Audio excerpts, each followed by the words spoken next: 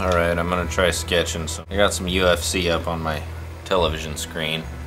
I'm just gonna sketch it in my sketchbook like I normally do. The first thing I do, or when you're measuring out what's going to fit on your paper, it's always the first thing you should do when you're thinking about what you're going to sketch. Is kind of place the thing on your paper where it's going to measure out right, and you're not going to be drawing off your paper and stuff. You want to fill up the paper usually. Sometimes it doesn't matter so much. And so you kind of got to look for general shapes right off the bat. And angles, it's really easy for your brain to sort of pick up angles, edges of things that create angles. You also have to keep in mind that there's this logic in way things move when you're looking at these angles, that things correlate with one another. So you're not correcting yourself after the fact to make the angles match up. And what I'm talking about is, like, say your lower legs and maybe your forearms would be a good example. This what I'm sketching right now is basically that.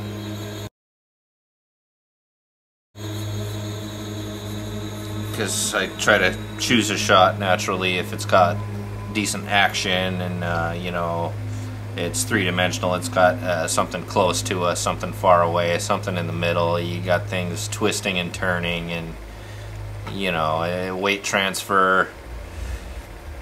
Okay, so what I was talking about, these angles, is like right here there's sort of a rhythm that goes on through your body. So this leg, this lower leg, is at this angle, and this forearm, which is his rear forearm, is behind his body, and he's got another arm up here somewhere. See, this is matching this angle. It's just making sort of an S, and that's basically like the rhythm lines I kind of talk about sometimes. That's the rhythm right there, and those angles sort of match up. You should automatically, when you're putting in the angles and finding the angles, notice that there's more than one thing that fits that angle. So you shouldn't be worrying so hard about drawing a leg at a certain angle and then forget about it, and then come up here and start drawing up your forearm, and then you figure out after you've got them all both perfect, they don't match each other. They're not at the correct angle. They don't correlate with each other. So the whole rest of your drawing is going to be off. So that's something to think about. And again, it happens right here. This angle of this leg, it is matching this forearm.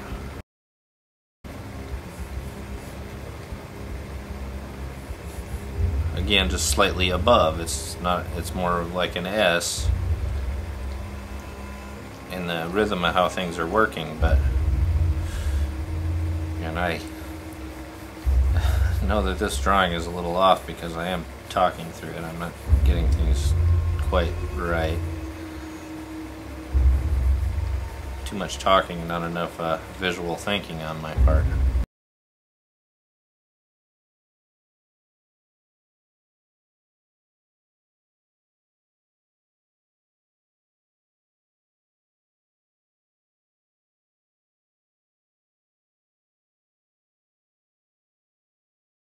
There's just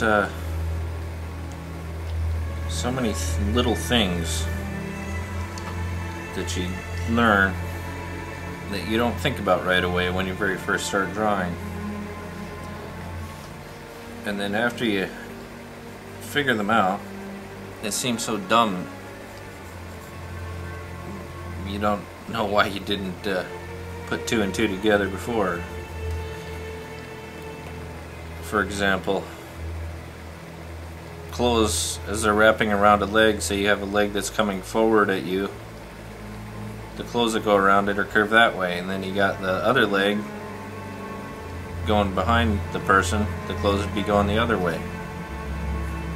It's common sense, but people, you start looking at what you're drawing, and you're looking at what's there, trying to figure out, oh, how does this line go, what is this angle and stuff, when you should just already kind of know the angle of the cylinder shape here, that this leg is sort of how the material is going to fall.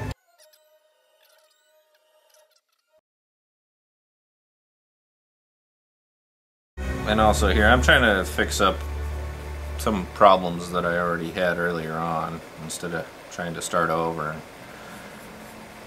That's the typical thing, problem that beginning artists have, I think, is, you know, they think that it has to be perfect right off the bat, when real artists know that that's not the case. Is you learn to rough things out first, because it's a process. We're not cameras. We train our brains to act kind of like cameras, but we still have to process all this stuff and put it down onto the paper. What I'm kind of doing here, trying to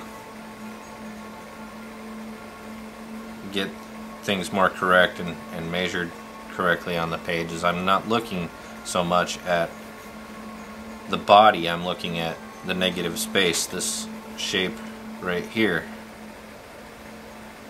And I'm not looking at like the little curves so much, the little angles. I'm looking at the big overall, this big slice here. Just this whole thing is one mass, and it's easier to see shapes that way, and you can see them throughout the body that way too. If you you learn to look, once you start seeing things three-dimensionally, you kind of can learn to forget that, you know, things are three-dimensional and one thing's behind another, and this is the way your torso works or your rib cage, and you can spot shapes that exist in 2 dimensions instead of 3 dimensions, and just plop that shape right onto your drawing, and then, you know, render it and fill it in and make it 3-dimensional. Make it work with the rest of the drawing, because that's kind of how we process a 2-dimensional image and transfer. We're learning to transfer, among other things. There's just so many different ways of looking at what we're doing as artists. I can take one method, I can use another method. There's like 100 methods all the time. I'm just choosing which method's going to work for me at this point in time, what I'm trying to accomplish here and there as I'm going along. It's all just a big process. See, so I'm thinking, you know, is this foot higher than this foot? So here's these big shapes again I'm talking about. I'm looking at a torso, and I know that the torso that I'm looking at, there's this angle on this side. I'm just going to try to roughly put it in here.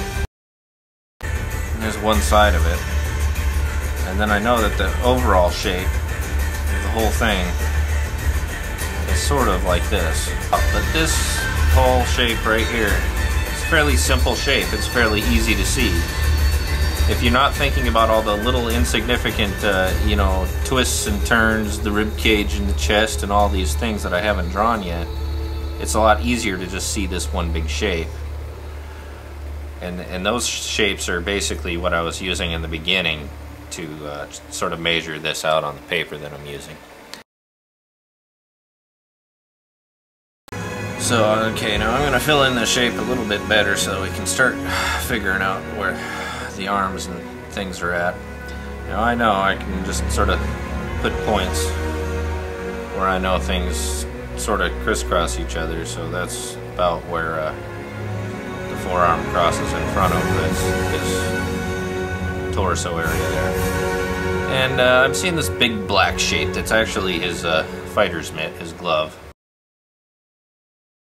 So I'm kind of just rough that in. I'm not going to worry too much about exactly how it's shaped, just generally. And I actually generally get things fairly correctly, because I've been doing this a while. So it's kind of like that, and I am kind of paying attention to like how close it's coming to this side of the body, kind of looking at everything as one, you know, at once. And this is like sort of the wristband area of it.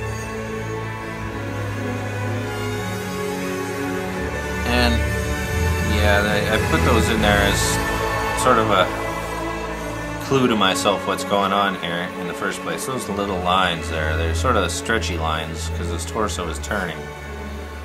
And again, that's that case of, it's just that case of 3 lines. Little points where lines, they sort of tell you what's going on. You get used to, when you're drawing, getting those rhythms of, you know, if there's a curve like this, there might be a curve intersecting it like that. How lines intersect, really, like I boil things down to basic. How lines intersect, that's one instance. Another is just the basic rhythm line, like I say, you know, one line leads into another. You know, simple things like, you know, say like a mushroom shape. That's a couple of how lines are intersecting. There's a lot of little basic like shortcuts of just like, you know, lines usually work this way, you know, or lines work that way. Like the whole squash and stretch thing from animation is sort of, you know, if something is stretched, the line is straight. It's being stretched between 2 points. If something is squashed, it becomes bulbous. Although most lines in a drawing are actually curved, it's also how your muscles work and stuff, and that's sort of how animation brings things to life, is that squash is also the stretch of a muscle. Say something is working, something is happening. That's why like the line is angled. Say like this leg is actually sort of flexed. That's why it's got, you know, these a little bit of a curve to it, even though it looks fairly straight in the reference I'm looking at. I have to put a little bit of a curve there, just sort of like let myself know that there's weight going onto this foot, and the energy of this whole thing is really, I think about weight a lot and momentum, how things are working, and I know that all the weight is being put on this foot. He's getting ready to kick this guy, you know. As again, I don't want to get too ahead of myself, but you know, I see this little bit of negative space here. You see that a lot in life drawing, sort of major, where arms go in front of the torso or whatever by little negative spaces that you find here and there. But there's another instance of where I'm sort of roughing in these lines of the forearm and the arm, and those lines of the arm, they match up to these, how lines work. And it's easy for me, I don't know, it's just one of my things, finding angles and stuff. It seems like one of the more remedial tasks to me, looking at something and determining it, angle, you know. It's like those small little negative spaces are a lot easier to see than the big ones. And to me, even more simple than that is just looking at an angle. Well, if all you need is an angle to reference, saying like, oh, the forearm is at this angle, it's pretty easy for me to just look at the reference and, oh, there's that angle. It's like you're tracing. It's as easy, like a lot of this to me, and it would probably be easier for me to explain things as just tracing over something, but I just don't want to make it that easy. Spend my time drawing. You know, here again, I'm sort of paying attention to more than one spot at once. I'm looking at sort of how the lines work, but I'm paying attention to the distance here to here.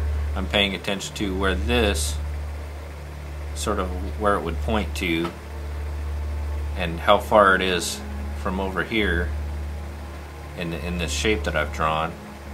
And I might as well add this, because you know, it's easier to see how far this is from, you know, this chest line here. So now we've almost got like a basic chest. I'm not going to draw the whole thing, but you should be able to recognize it. It's already there. What roughing it out is all about, it's close enough. Close enough thing, so you can do your tightening up later.